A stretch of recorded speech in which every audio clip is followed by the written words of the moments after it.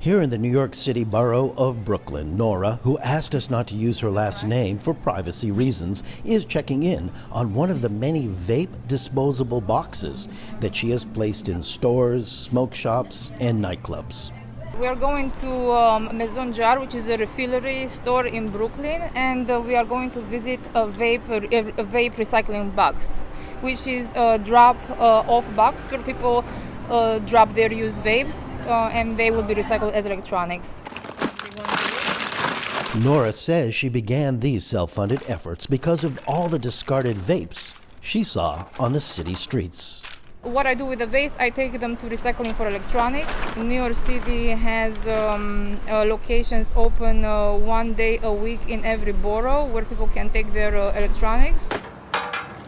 Nora's initiative is a grassroots effort to combat the growing problem of vape pollution. However, the challenges are vast, as activists say.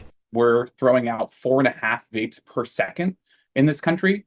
The problem is that these vapes are made of different components, all of which are really hard to recycle or to deal with once they've been thrown out.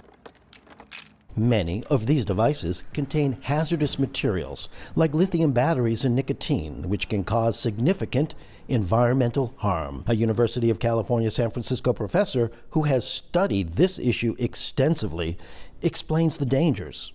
Nicotine is fundamentally a neurotoxin. What that means is that it's toxic to neurological systems, including our brain and all of the nerves in our body. So when you have these kinds of devices that are tossed on the ground, and then there are, rain events, the result is that the e-liquid with the nicotine and the other chemicals leaches out into water and starts to pollute the immediate surrounding environment. Even the leading association of vape retailers has recently adopted a platform calling for banning the import of these single-use products.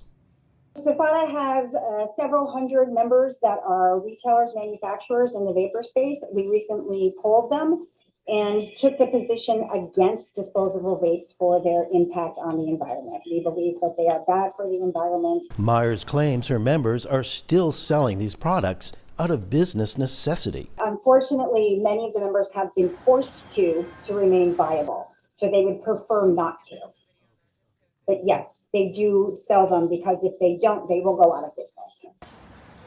Several countries, including China, Iran, and the United Kingdom, are moving toward strict regulation of these products. While the U.S. still lags behind in regulation and recycling efforts, individuals like Nora are raising awareness, paving the way for stronger action to curb these devices in the future. Aron Ranen, VOA News, New York City.